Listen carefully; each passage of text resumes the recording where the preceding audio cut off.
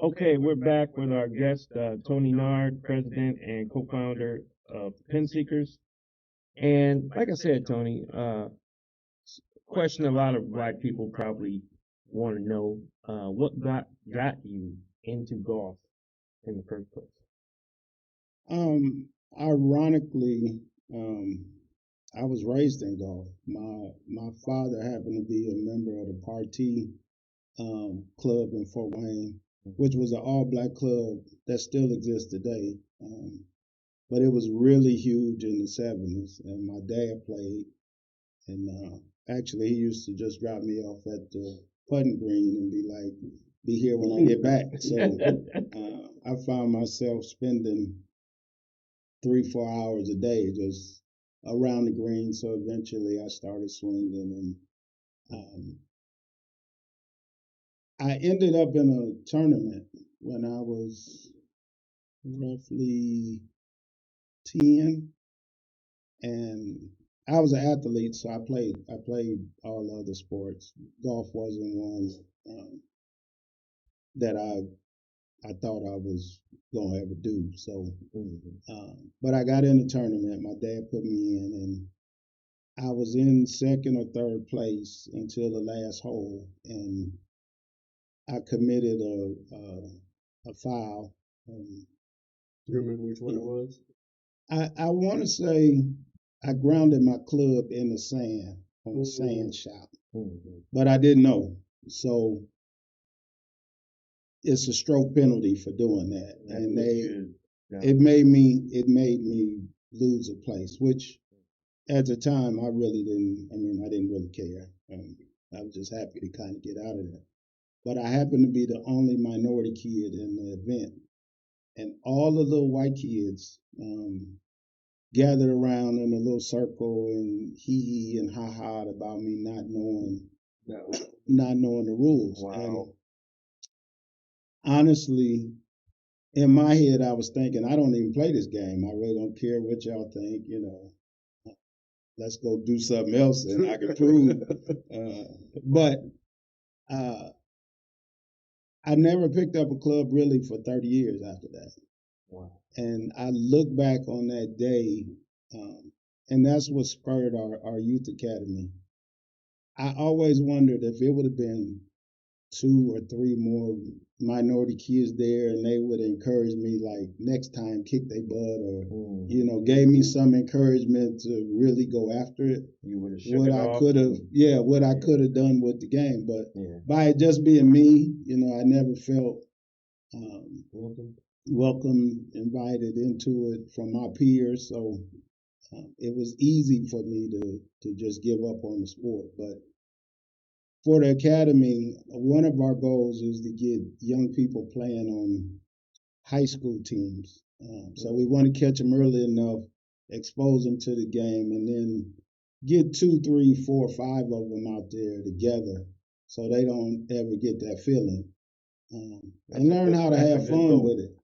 And with that being said, there are a lot of scholarships for black golfers that go unclaimed every year just because there's not enough participation. So I have an internal fuel for the youth academy, and the club has been behind it. So uh, hopefully we're making we're putting our footprint on that as well. Wow. Talked to you 100 times, never heard that story. Yeah, well, Me neither. Yeah. You knew my dad. My dad, Yeah. he actually wanted to play professional golf. I It's a lot remember harder. him putting a lot, even when he wasn't on the court. That was just like he enjoyed just that practice. He turned our living room into Yeah, a putt course. But we've actually had a few family members who played. My uncle Jack Seals is one of the founders of the Party Club, and then Bobby McDonald, and it was like every black man I knew coming up play golf. And it's ironic that just these years later, kids don't know any black people that play golf. It's like if you don't say Tiger Woods, That's it. Yeah. but locally, you know, I think kids should know Mr. David, the TV guy. He plays golf, and, you know. Yeah. So that's one of the. We just want to break that barrier down in the community and let kids, youth know, and parents that it's a great sport to be involved with, and make it a family thing. Hopefully, we can get some mothers out there to start playing, and they can go. You know, that could be a family outing one day instead of sitting in the house or going to the skating rink. Yeah, how is the like a female? We've been trying to get a women's group together. We've had interest. We just haven't really formulated it yet and got it together. But what we're planning on doing is holding a Tuesday or Thursday evening golf instructional thing at Macmillan. So we'll have a guy up there from the group to be up there for an hour, and whoever shows up, man, woman, or child, kind of get some pointers on. And then hopefully they enjoy the game and kind of pick it up and run with it themselves. So that's what I did. Cause I mean, I didn't start really playing until last summer, and it was just some of my friends was like, "Come golfing with us," huh? So I was like, "All right, I'll come out there." Realize you like it. Yeah, it's fun. It's a sport that, like I said, you know, it's all about your rhythm. You don't have to have the talents you have to have in most sports to jump high or be tall or run fast. It is probably the most frustrating game, though. Oh yeah. Yeah. You hear all kind of curse words out on the golf course. And you know, a lot of people compare it to baseball to some degree, but golf is a sport. You know, you can't blame nobody. It ain't no he missed the pass or whatever.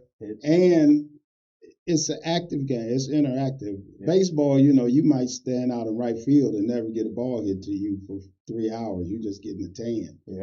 But golf is when it's your turn, you get to hit, and if you don't hit it right, it's your turn again. So you can't blame nobody else. So whoever furthest away gets the hit. So ain't nothing more frustrating than take one off the tee. You ain't past the lady tees. And you're like, God damn! Like, oh man, I remember. I was so frustrated yesterday at points. Like, and this might be why I don't play as much.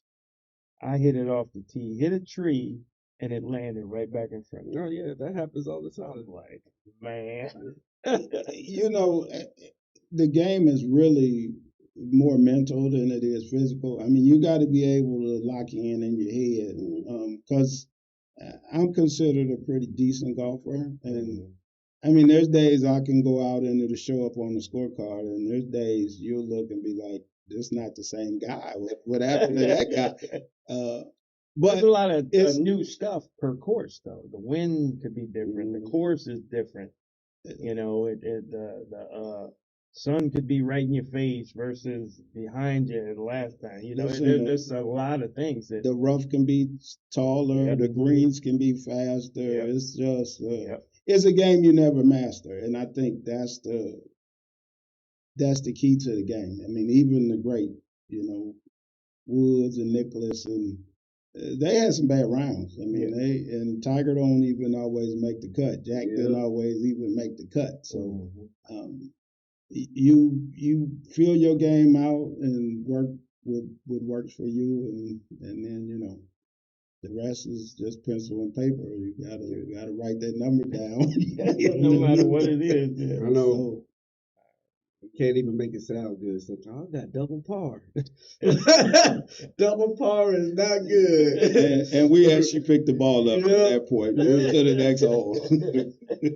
My first hole yesterday was so bad between all four of us. It wasn't just me. Like, it was me, Donnie, Corey. Like, we all, like, Scott, we all had a first hole. We got down to the green. We were all let's pick it up, go to the next one. Like it was bad, but I mean, it got better as the day went on. And then towards the end, we was just like, God damn, I'm ready for this shit to be over.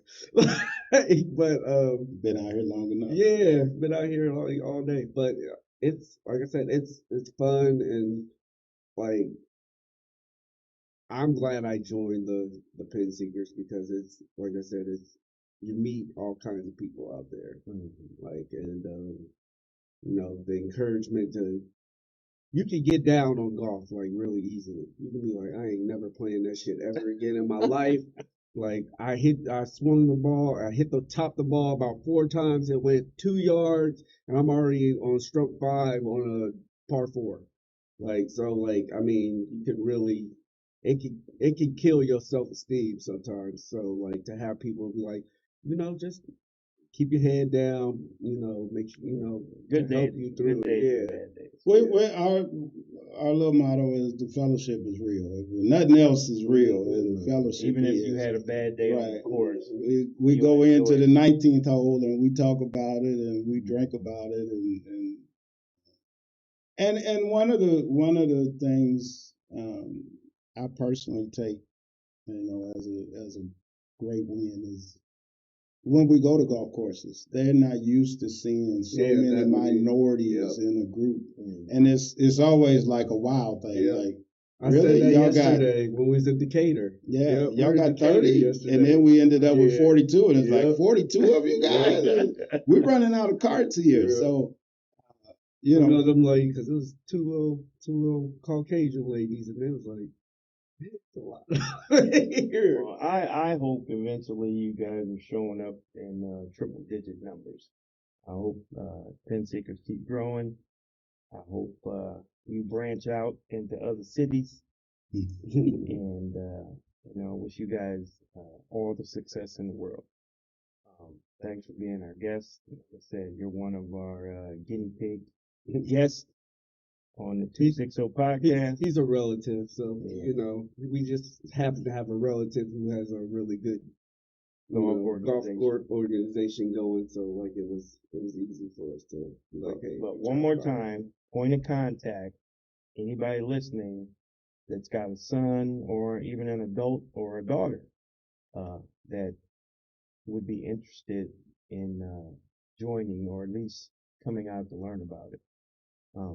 You said Facebook's the best way. Facebook is our best way. Okay. Or you can contact me personally,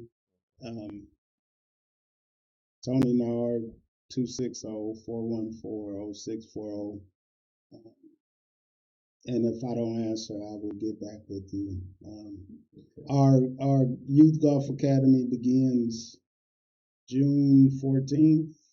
So they still have time for that. Okay. Right, Okay. to sign up. And it ends July 5th. Perfect. Wednesday afternoons from 1 to 3. I know that might be difficult for some, but we deal with some youth groups, Yule Wilson, Big Brothers, Big Sisters, Boys and Girls Club. So we kind of incorporated in the hours that they have their summer activities going on. But if you got a youth that's not a part of that and just want to come out and learn, we're at Brookwood Golf Course every Wednesday from 1 to 2:30. Wednesdays starting June 14th. Yeah. And we'll promote it on. If you have any questions and you're in the Fort Wayne area, you can also, if you're watching this pod on YouTube, just leave a comment. You can also email us at the 260podcast@gmail.com. We'll make sure the information is forwarded. And hit the like and subscribe button too. That was 1 million times. Hit it a bunch. This works. Yeah. All right, man. That